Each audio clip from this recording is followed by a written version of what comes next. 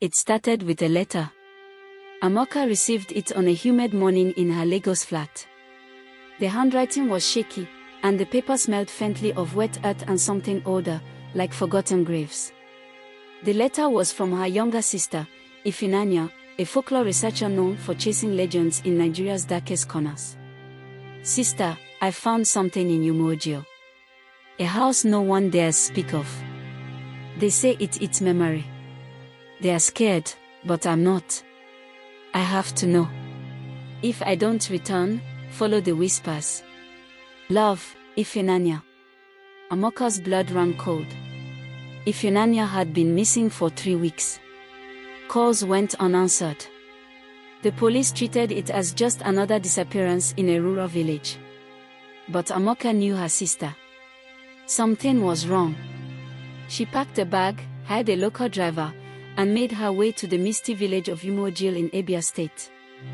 Umuojil sat hidden in thick bushland, far from any major roads.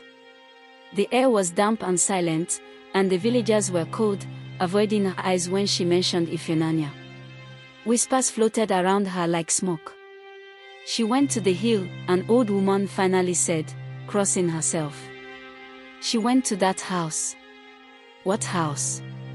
"Yulo Ogu," the woman whispered. "The house that whispers." The house stood on a hill behind the village, surrounded by dead trees and rotting vines.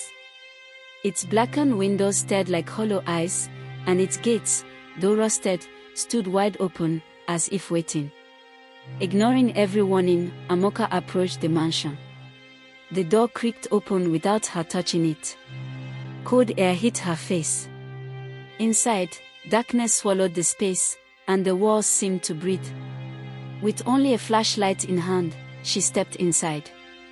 The house was dead silent, yet she could hear distant, fragmented voices. Photographs lined the walls, old and yellowing, their faces scratched out. A mirror by the staircase showed no reflection. Only a shadow. Watching her. She found Ifunanya's journal in the dusty living room, beside a melted candle and a tape recorder. The last journal entry read, "I hear them now. Behind the walls. They are not just whispers, they are memories. And the house is feeding on mine." Then she heard her name. "Amoka," the voice said from upstairs. She turned sharply. Nothing. But the voice repeated, softer now. And closer. She climbed the stairs slowly. Every door was open, except one. It was locked, iron barred, and humming faintly. She touched the handle. It twisted on its own and swung open. Inside was a child's room, untouched by time. A bone mobile turned in slow circles above the bed. A small mirror on the dresser showed a dark figure standing behind her. Amoka spun around. No one. Then she saw it, Ifunanya's scarf, stained with blood, tucked beneath the pillow. The door slammed shut. The room turned ice cold. The mirror began to whisper in voices not hers. "You came for her. Now she watches. And the house remembers." Suddenly, the floor caved in beneath her, and she fell into darkness. She woke in a narrow stone cellar. Candles lined the walls.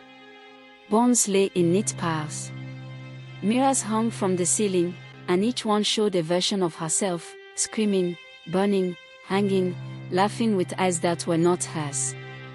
At the center stood a pale man in a long black cassock. His face was stitched with scars. His eyes leaked blood. "I am the caretaker," he said. "Every house must feed. And this one feeds on what you bring: fear, memory, guilt." He played a tape on the recorder. Ifunanya's voice crackled.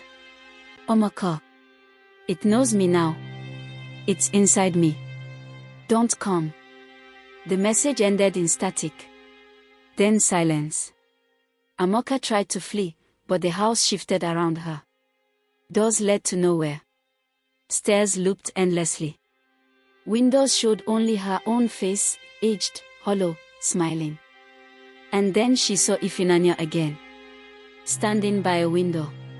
Still, pale, her mouth sewn shut, her eyes black and weeping.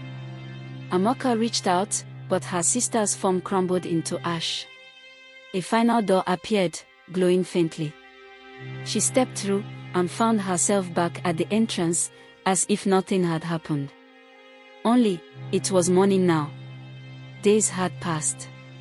She looked behind her. The house was gone. But in her hand was the recorder.